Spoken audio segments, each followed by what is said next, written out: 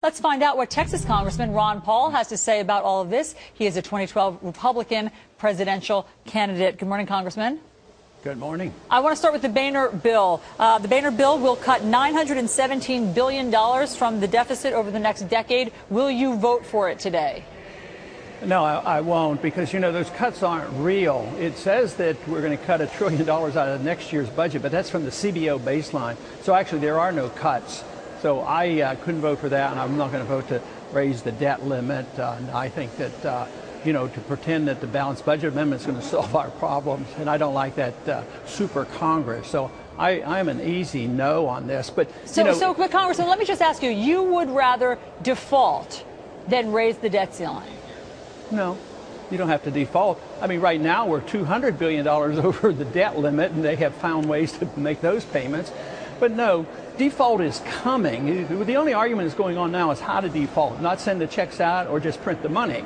And all countries our size will always print the money.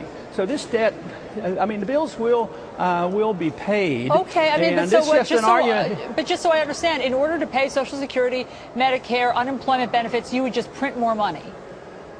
No, I'm arguing that that's what they're going to end up doing if they don't just stop the spending.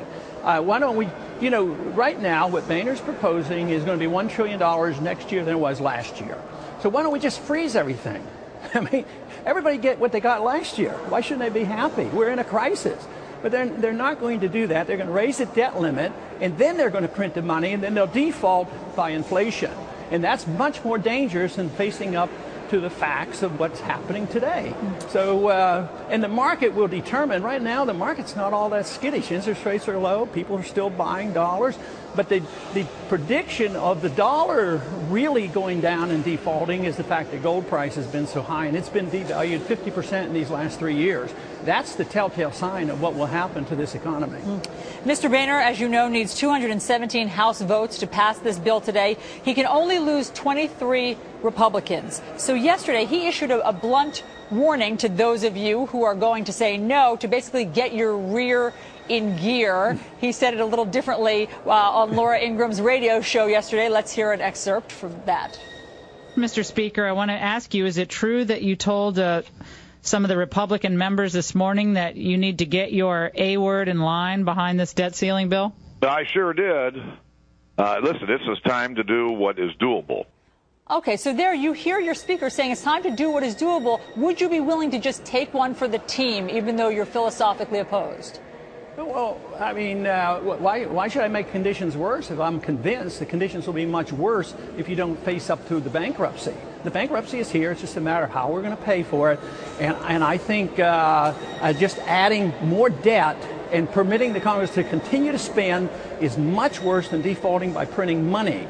Therefore, I would say the best option right now that the American people could understand and say, nobody gets cut anything. Let's just give everybody what they got last year. And actually, that cuts $1 trillion out of proposed budget increases. And that, to me, seems to be pretty logical. And you've solved your problem. And the president has every right to pay the bills as they come in. He doesn't have to default on anything. He might have to delay some. He's not going to delay payments on the bond market. He's not going to delay the military. He's not going to delay Social Security. And if we could send a strong signal that we're going to get our house in order, believe me, the confidence would come back again, and we wouldn't have this battle. This is all posture. And, you know, Boehner has a tough job. I don't know how he's going to pull it off. But what is he up against? He's up against the Democrats in the Senate, and the president's demagoguing it, you know, and not even giving him a chance. So I think both sides are failing to understand that the country is bankrupt. There will be a default. The only debate that is going on is how you default. And I vote for, you know, stopping the spending so that we don't have to print all the money. All right. Well, Congressman Ron Paul, you are on the record as saying you will not vote for the Boehner bill today. We appreciate you coming in and sharing that with us. Thank you.